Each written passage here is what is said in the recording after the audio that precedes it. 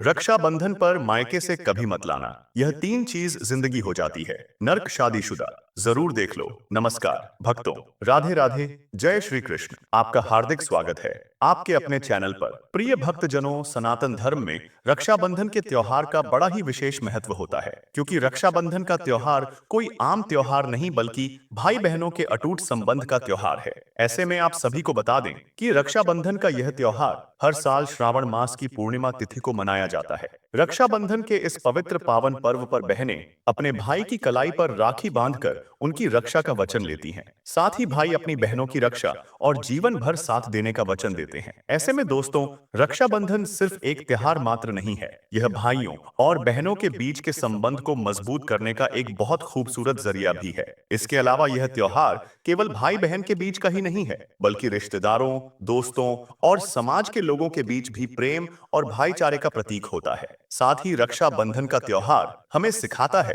कि हमें हमेशा अपने भाई बहनों और परिवार के लोगों की रक्षा करनी चाहिए और उनके प्रति प्यार प्रेम बनाए रखना चाहिए। इसके अलावा दोस्तों, रक्षाबंधन भाई बहन के प्रेम और सुरक्षा के वचन का पर्व है, जिसे सावन मास की पूर्णिमा के दिन पूरे श्रद्धा भाव धूमधाम से मनाया जाता है। इस दिन बहनें अपने भाई की कलाई पर राखी बांधती हैं और भाई उन्हें जीवन भर रक्षा का वचन देते हैं, उन्हें उपहार देते हैं। लेकिन भक्तजनों, अगर रक्षाबंधन के दिन भद्रा काल का संयोग बन जाए तो त्योहार की शुभता पर असर पड़ता है। मान्यता है कि भद्रा के समय कोई भी शुभ कार्य करना वर्जित होता है, क्योंकि इसे अशुभ और विघ्नकारी माना गया है। ऐसे में अगर आप भद्रा काल में कोई भी शुभ कार्य करते हैं तो आपको शुभ परिणाम की जगह अशुभ परिणाम देखने को मिलते हैं। वहीं अगर बहनें भद्रा काल में अपने भाई को राखी बांधती है तो ऐसा करने से भाई को जीवन में कठिन समस्याओं का सामना करना पड़ सकता है। उसका जीवन सुख सौभाग्य की जगह दुर्भाग्य में बदल सकता है। साथ ही बने बनाए कार्य भी बिगड़ सकते हैं और बहन की इस छोटी सी गलती के कारण भाई रोड पर आ सकता है,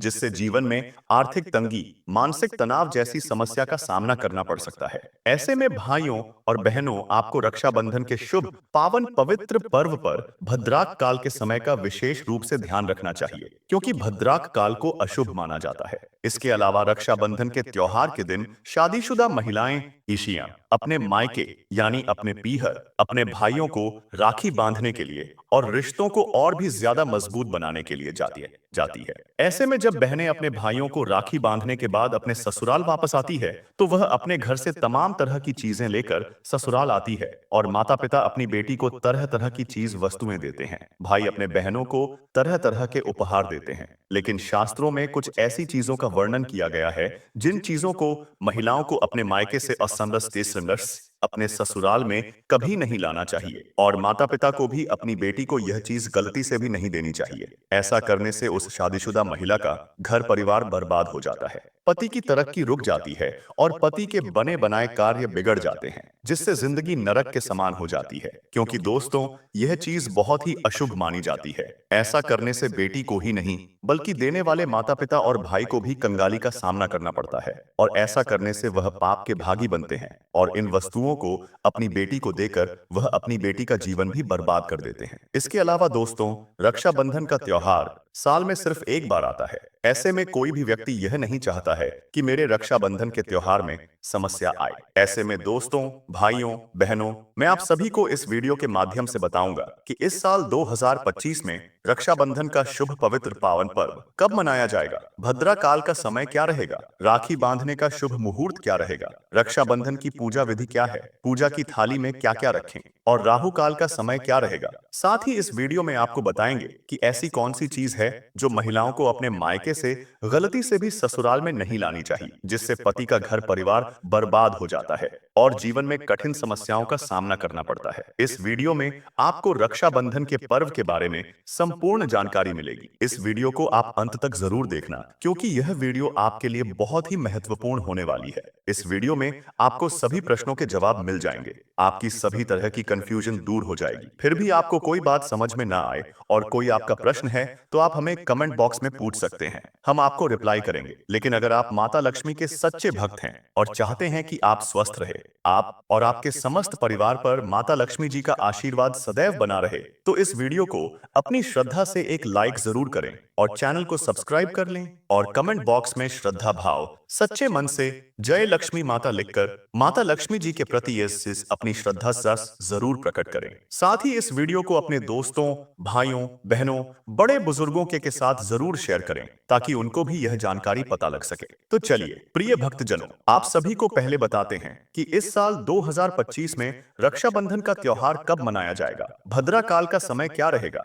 राहु काल का समय क्या रहेगा, राखी बांधने का शुभ मुहूर्त क्या है और इस दिन कौन से योग बनेंगे। तो भाइयों और बहनों ध्यान से सुनना। इस साल 2025 की सावन महीने की पूर्णिमा तिथि 8 अगस्त को दोपहर 2:12 पर शुरू होगी और इस तिथि का समापन 9 अगस्त को दोपहर 1:24 पर होगा। ऐसे में भक्तों, उद्यात तिथि के अनुसार रक्षाबंधन का पवित्र पर्व इस बार 9 अगस्त शनिवार को ही मनाया जाएगा। इसके अलावा रक्षाबंधन के दिन राखी बांधने के शुभ मुहूर्त के बारे में बात करें तो 9 अगस्त को राखी बांधने का शुभ मुहूर्त सुबह 5:47 से शुरू होगा, जो कि दोपहर 1:24 पर समाप्त होगा। यानी राखी बांधने के लिए आपको पूरे 7 घंटे 37 का समय मिलेगा। इस समय बहनें अपने भाइयों की कलाई पर राखी बांध सकती हैं। साथ ही दोस्तों, आप सभी को बता दें कि रक्षाबंधन पर इस साल कई शुभ योगों का संयोग बन रहा है। ऐसे में रक्षाबंधन के शुभ अवसर पर नवपंच, सौभाग्य, सर्वार्थ सिद्धि, प्रतीति, मालव्य, बुधादित्य जैसे राजयोगों का निर्माण हो रहा है, जिससे रक्षाबंधन के त्योहार का महत्व और भी ज्यादा बढ़ जाता है। इसके अलावा आप सभी के मन में सबसे बड़ा सवाल यह है कि क्या इस बार भद्रा लगेगी, क्योंकि भद्रा के दौरान राखी बांधना वर्जित माना जाता है। ऐसे में भाइयों और बहनों, आप सभी को बता दें कि इस बार 9 अगस्त शनिवार को पूरे दिन रक्षाबंधन यानी नानी राखी बांधने का त्योहार रहेगा। लेकिन दोस्तों, हम सभी के लिए खास बात यह है कि इस बार रक्षाबंधन पर भद्रा का साया नहीं लगेगा। जी हां भक्तों, आपने सही सुना। दरअसल भद्रा 9 अगस्त को सुबह 1:52 पर समाप्त हो जाएगी और उसके बाद 9 अगस्त की सुबह से राखी बांधने का शुभ मुहूर्त शुरू हो जाएगा। ऐसे में भक्तों, संयोग की बात यह है कि 4 साल बाद ऐसा योग बन रहा है जब रक्षाबंधन पर भद्रा नहीं लग रही है। ऐसे में आप पूरी श्रद्धा और शुभ मुहूर्त में राखी का त्योहार मना सकेंगे और शास्त्रों के अनुसार भी रक्षाबंधन को भद्रा रहित समय में ही मनाना सबसे शुभ और फलदायी माना गया है। इसके अलावा आप में से कुछ भक्तों ने हमसे पूछा था कि भद्रा क्या है, आखिर हमें भद्रा काल में राखी क्यों नहीं बांधनी चाहिए। तो ऐसे में उन सभी को बता दें कि भद्रा को हिंदू धर्म में अशुभ समय माना गया है, खासकर जब इसका वास पृथ्वी या पाताल लोक में होता है। वही भद्रा के समय में रक्षाबंधन जैसे शुभ पर्व को मनाने से मना किया जाता है। मान्यता है कि भद्रा काल में किए गए शुभ मांगलिक कार्य विफल हो जाते हैं और जीवन में शुभ परिणाम की जगह अशुभ परिणाम देखने को मिलते हैं। खास तौर पर अगर रक्षाबंधन पर भद्रा लगी हो तो बहनें अपने भाइयों को राखी नहीं बांधती हैं, क्योंकि ऐसा करना भाई और बहन दोनों के जीवन में नकारात्मक असर डाल सकता है, जिससे सुख सौभाग्य दुर्भाग्य में बदल सकता है। हालांकि अगर भद्रा स्वर्ग में हो तो राखी बांधने में कोई दोष नहीं माना जाता है। ऐसा करने से शुभ परिणाम ही देखने को मिलते हैं। यही वजह है कि भद्रा की स्थिति जानकर ही रक्षाबंधन का मुहूर्त तय किया जाता है, जिससे रक्षाबंधन का त्योहार अच्छे तरीके से मनाया जाता है। इसके अलावा आप में से कुछ भक्तों ने हमसे यह भी प्रश्न पूछा था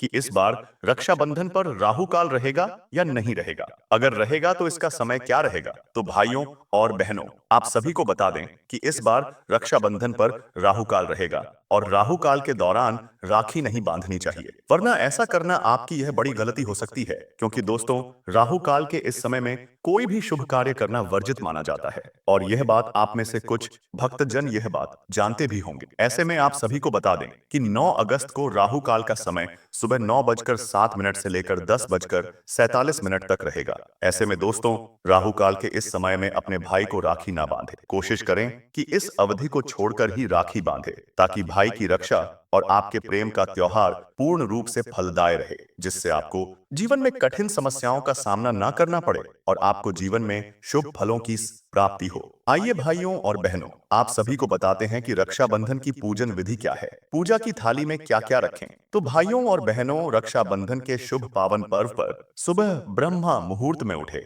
और स्नान आदि करने के बाद स्वच्छ वस्त्र धारण करें। वही भाई और बहन अगर लाल और पीले रंग के वस्त्र धारण करते हैं तो इसे और भी शुभ माना जाता है। स्नान आदि करने के बाद पूजा से थाली तैयार करें। पूजा थाली में सबसे पहले राखी रखें। भाइयों और बहनों, रक्षाबंधन का मुख्य प्रतीक है राखी। ऐसे में सुंदर सी राखी पूजा थाली में सजाकर रखें। राखी रखने के बाद पूजा थाली में अक्षत यानी चावल रखें, लेकिन इस बात का ध्यान रखिए कि आप जो अक्षत यानी चावल रख रहे हैं वह टूटे हुए नहीं होने चाहिए। फिर भाई को तिलक लगाने के लिए थाली में रोली अवश्य रखें। इसके बाद दीपक थाली में रखें और उसे जलाएं, क्योंकि दीपक यह पवित्रता और शुभता का प्रतीक होता है, जिसे बहुत ही शुभ माना जाता है। इसके अलावा पूजा की थाली में मिठाई रखें और आप जो पूजा की थाली में मिठाई रख रहे हैं वह पूर्ण रूप से शुद्ध होनी चाहिए। बिल्कुल भी अशुद्ध मिठाई ना रखें, वरना आपको अशुभ परिणाम देखने को मिलेंगे और इसका प्रभाव आपकी आर्थिक स्थिति पर भी पड़ सकता है। इतना सब करने के बाद पूजा की थाली में पानी का लोटा, धूप बत्ती,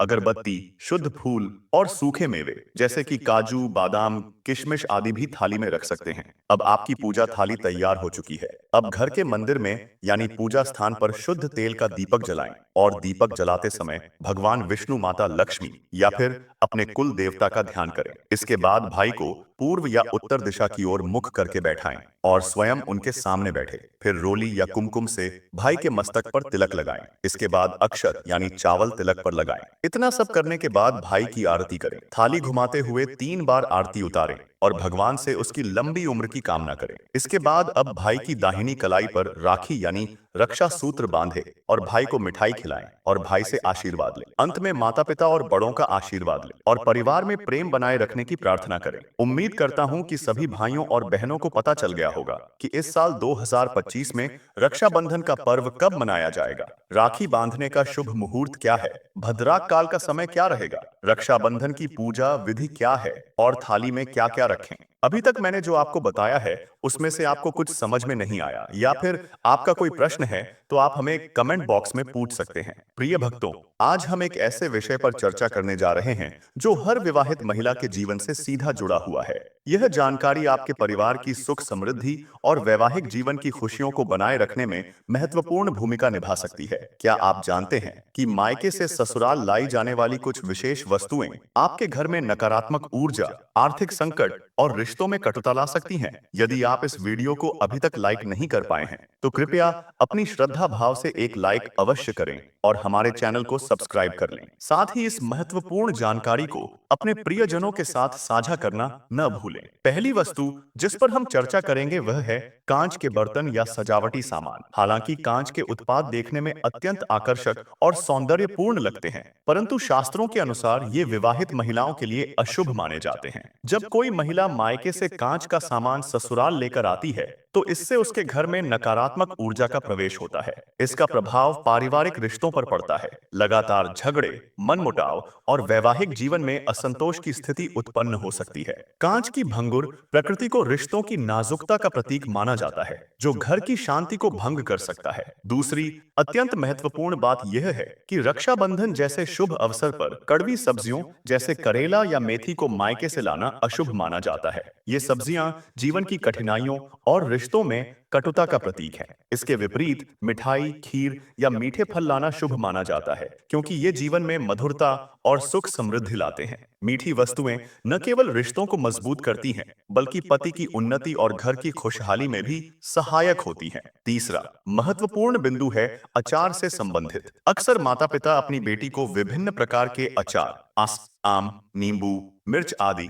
उपहार में देते हैं, परंतु यह परंपरा के अनुसार उचित नहीं माना जाता। ऐसी मान्यता है कि अचार लाने से महिला के जीवन में अनेक प्रकार की कठिनाइयां उत्पन्न हो सकती हैं और उसका वैवाहिक जीवन अशांत हो सकता है। इसके अतिरिक्त इसका प्रभाव मायके वालों के जीवन पर भी पड़ सकता है, जिससे उन्हें भी विभिन्न चुनौतियों का सामना करना पड़ सकता है। चौथे स्थान पर हम लोहे से बनी वस्तुओं और नुकीले सामान की चर्चा करेंगे। तवा, कैंची, चाकू या कील जैसी वस्तुएं मायके से लाना अशुभ माना जाता है, क्योंकि लोहे को शनि से संबंधित माना जाता है, जो जीवन में बाधाएं और आर्थिक संकट ला सकता है। नुकीली वस्तुएं रिश्तों में दरार और मनमुटाव का कारण बन सकती हैं, जिससे परिवार में कलह की स्थिति उत्पन्न हो सकती है। पांचवें स्थान पर गैस चूल्हे का विषय आता है। यद्यपि माता पिता की यह इच्छा होती है कि वे अपनी बेटी को रसोई का उपयोगी सामान प्रदान करें, परंतु शास्त्रों के अनुसार यह उचित नहीं माना जाता। मान्यता है कि ऐसा करने से घर में दरिद्रता का वास हो सकता है और घर की सुख समृद्धि पर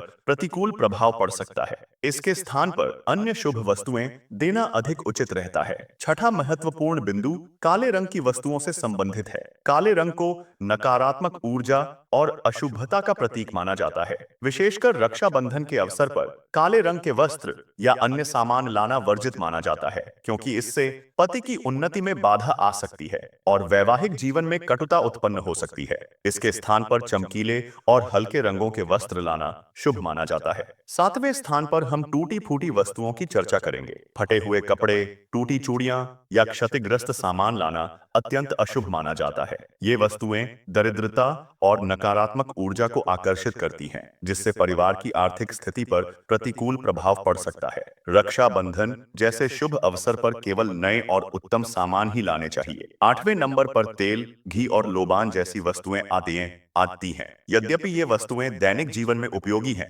परंतु रक्षाबंधन पर इन्हें मायके से लाना अशुभ माना जाता है। इन वस्तुओं का संबंध श्राद्ध कर्म या अन्य धार्मिक अनुष्ठानों से माना जाता है, जबकि रक्षाबंधन प्रेम और उल्लास का पर्व है। इन वस्तुओं को लाने से घर में क्लेश और आर्थिक बाधाएं उत्पन्न हो सकती हैं। नौवें और अंतिम बिंदु के रूप में हम नमक की चर्चा करेंगे। नमक को जीवन में संतुलन का प्रतीक माना जाता है, परंतु रक्षाबंधन पर इसे मायके से लाना वर्जित है। ऐसा माना जाता है कि इससे रिश्तों में खटास आ सकती है और परिवार में मनमुटाव की स्थिति उत्पन्न हो सकती है। इसके स्थान पर मीठी वस्तुएं लाना अधिक शुभ माना जाता है। प्रिय भक्तों, ये थीं वे महत्वपूर्ण बातें जिनका ध्यान रखकर आप अपने वैवाहिक जीवन और पारिवारिक सुख को सुरक्षित रख सकते हैं। यदि यह जानकारी आपको उपयोगी लगी हो तो कृपया वीडियो को लाइक करें, चैनल को सब्सक्राइब करें और इस ज्ञान को अधिक से अधिक लोगों तक पहुंचाएं। आपके सहयोग से हम और अधिक ऐसी ज्ञानवर्धक जानकारियां आप तक पहुंचा पाएंगे। धन्यवाद।